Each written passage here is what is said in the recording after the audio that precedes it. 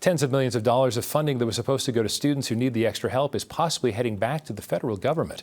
Joining us to discuss a waiver that could potentially help recover that funding is Superintendent of Public Instruction Tom Horne. Mr. Horne, welcome back. Thanks for being here. It's great to be with you, Dave. I think you interviewed me about, Steve, Yes, I'm sorry. That's right. You used to interview me about 20 years ago. Yes, I did. We've known each other for a long time. So let's get to, we don't have a lot of time, let's get to the important business about $29 million that was apparently heading back to the federal government, but may in fact not be doing that. We've applied for a waiver to get the money back. I actually asked for this interview to clear up some false statements that were made by some reporters in a prior program. First of all, we cannot spend money unless it's properly allocated under federal rules. The deadline to allocate for when we took office was in July 1st, 2022, when our predecessor was in office. They missed the deadline. There was that bound the situation.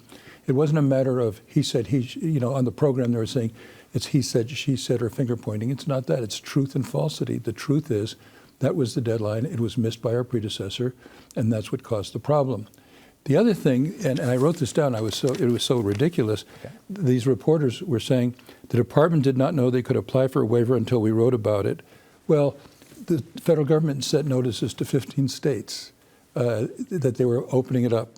So they didn't do that because of an article in Arizona. Okay. They were breaking their arms, patting themselves on the back on something that was not true. Well, so will this waiver then allow the money to be recovered, yes, whether it's your predecessor's fault or not? So this should be coming back to Yes, and we've submitted that already. Okay. I was not planning to ask you about this, but I was reading the headlines just a moment ago. What's your reaction to what happened in Georgia with the school shooting? And what can be done to, I know there's nothing that could be done to eliminate them entirely, but are there things that a Department of Education in any state could do to try to limit these things from happening? Well, I've been extremely active on that. I've been urging the schools to have school resource officers, policemen that are located in the schools. We pay for it, and every school district or school that's asked for it, we've given it to them. So the schools that don't have it, it's their own fault. And my nightmare is somebody will go in and kill 20 people, as has happened in other states, could happen here.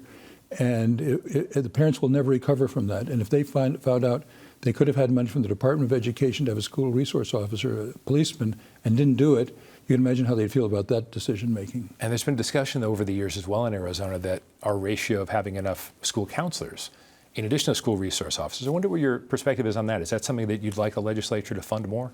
Well, I would like the overall school safety funding, which includes both counselors and policemen, to be increased.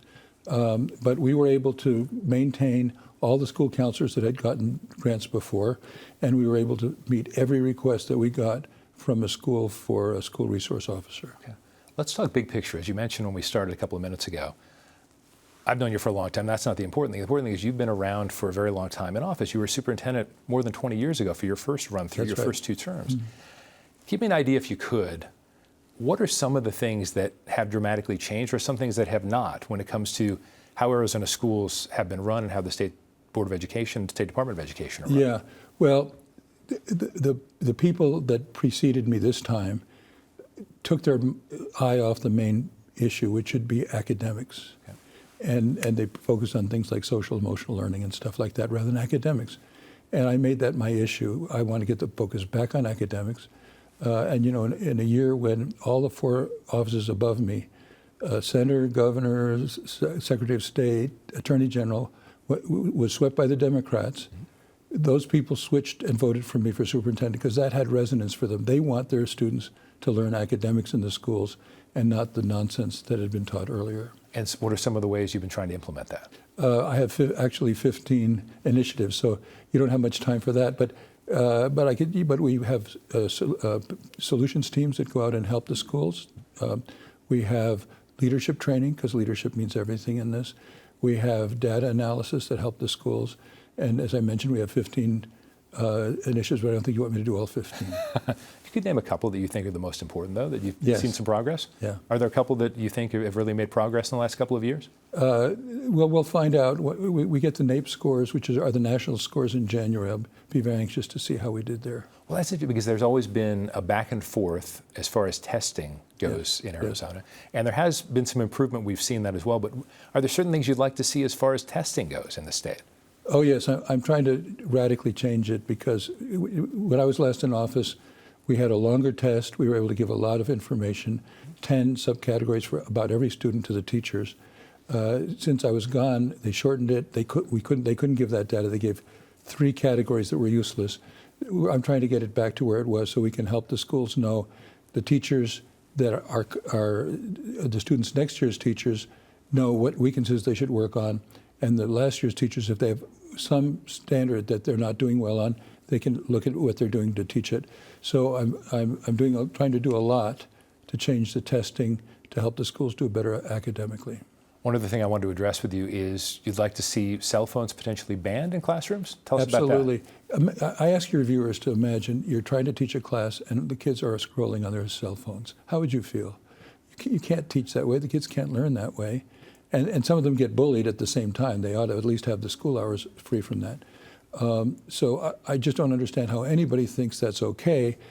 I had a bill to ban it, and the legislature passed it, and the governor vetoed it. In my opinion, that was an irrational and irresponsible veto. And I'll ask your viewers to write the governor's office and ask her not to veto it next year. We only have a few seconds left, but I did want to ask, we talked about the unfortunate, obviously tragic shooting in Georgia. What if students didn't have cell phones? It makes me think that in an emergency, maybe having them is a good idea. No, actually, they should not be on their cell phones. They should be listening to instructions. Okay. And the rules are, if you have a school lockdown, the first thing you do is you take away the cell phones. Okay. Because if they're on their cell phones, they're not listening to the instructions.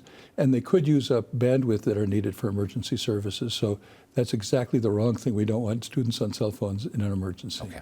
Tom Horn, good to see you again. Thanks for being here. Great to see you.